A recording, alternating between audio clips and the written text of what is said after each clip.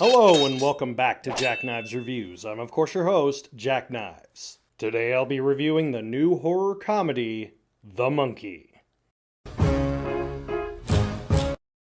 Twin brothers Hal and Bill discover a drum-playing monkey left behind by their father, who died under mysterious circumstances.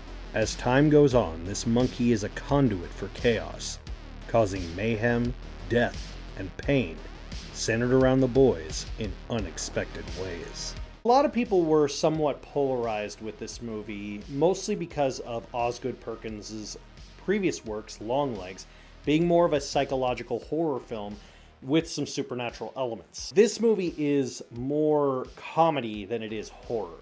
Oz Perkins has gone on record in saying that he doesn't really like to do horror movies, but it's kind of a shame when he's so good at it.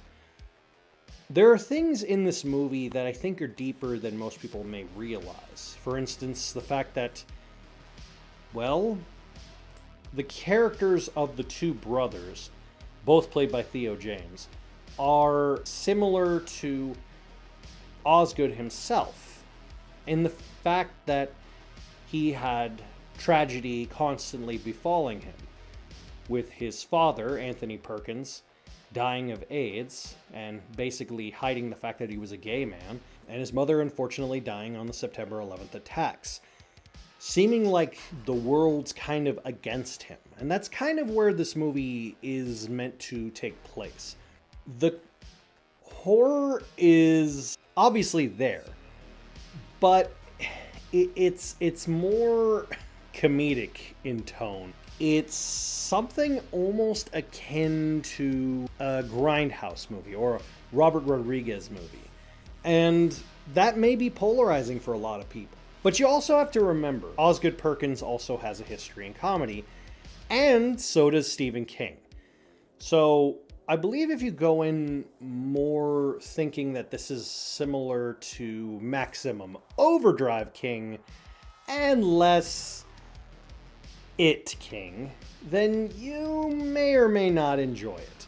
The kills are so ridiculously Rube Goldberg-esque that it's just domino effects. Honestly, it gets so funny to me because it's so ridiculous. And yet, this movie, to me, is exactly why I could never get into the Final Destination movies, because it was just things happening to characters leading to their deaths, and in the most ridiculous ways. That's essentially what this movie is, except unlike Final Destination, where it's just deaths after you, this one it's, I guess, an evil monkey, and you really don't know the backstory.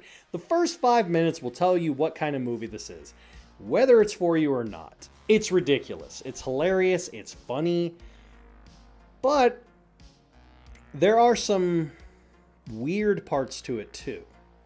As stated before, Theo James plays both of the twin brothers as adults, and I don't know what it is. It's his performance goes from weirdly you want to root against the main character because he's so mean, and then also kind of root for the other brother, but neither of them are really like redeemable characters, so you're kind of like lost in a limbo. I will say, I was utterly shocked that Tatiana Maslany was playing the mother. I say I'm shocked because the last thing I saw her in was She-Hulk, and it was so awful, it made me forget how good an actress she actually is. It made me erase how much I liked her in Orphan Black. And this did prove, yeah, she does have acting skills and capabilities. This isn't the kind of movie where you ask a lot of questions. It's popcorn movie for gorehounds. It's movies for people who just want to see fun, gore, weird stuff.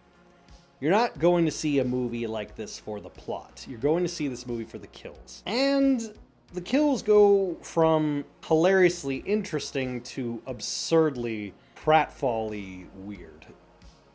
With very little rhyme or reason. If that's your style of enjoyment, have at it. But for me personally, it went from, oh, this is kind of fun, to kind of overdoing it a lot. It did it too much. I guess it went overboard for me. Not in the overboard of like, ooh, these deaths are too crazy. In the sense of like the pacing was off, I guess.